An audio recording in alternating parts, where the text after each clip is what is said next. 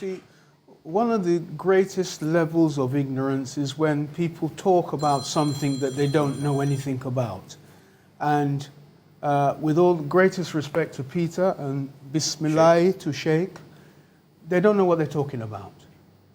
Because they're talking about drugs. But what is before Parliament has nothing to do with drugs at all.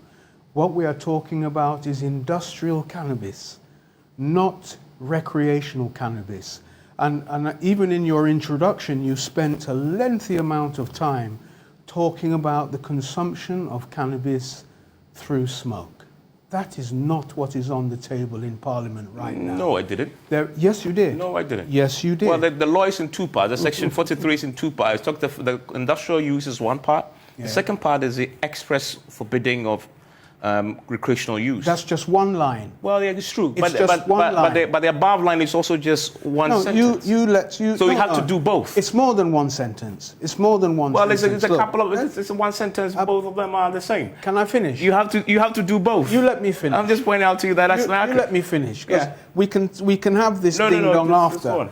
I'm very clear in what I'm saying. That what we're discussing right now, there's no need for this discussion at all. Because what is on the table in Parliament is not recreational cannabis, it's industrial cannabis.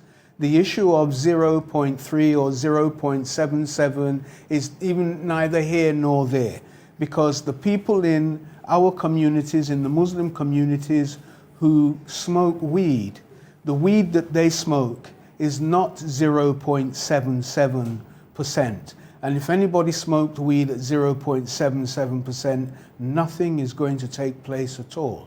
When you talk about recreational cannabis, you're talking about a THC content of 10, 15, 20, and 25%.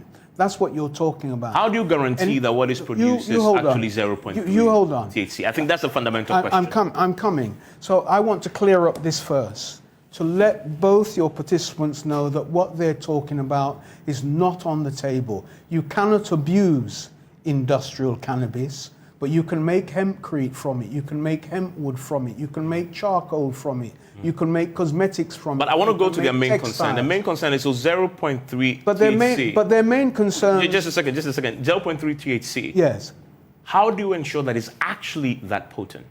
The 0.3 or less, which is what the 0.3. How do you ensure that? How do you monitor that? Let me say this to you. When you use the word potent, don't use it in the same breath as 0.3, because that's a mismatch.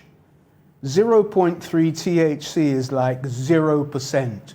Yeah, but that's not my question. How do you ensure that it is that 0.3 or less? I'm contextualizing. Yeah. You will test. You will carry out tests. The Narcotics Control Commission will be geared up to come to the farms to take samples and also to test on the spot what the THC levels are.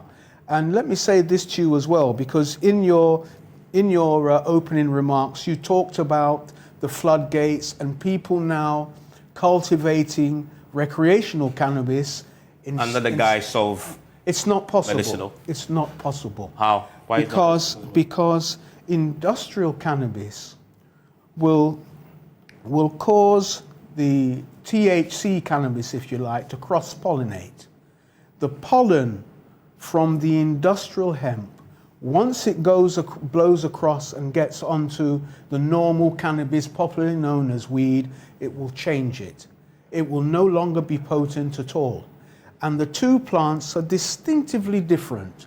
The industrial hemp grows to at least 16 feet tall, whereas the cannabis that you've all been talking about grows to about 6 feet, no more than 7 feet, but it's wide and it's bushy and it has its buds on there. And it's the buds that are dried and then smoked. And it's those buds that have the THC in it.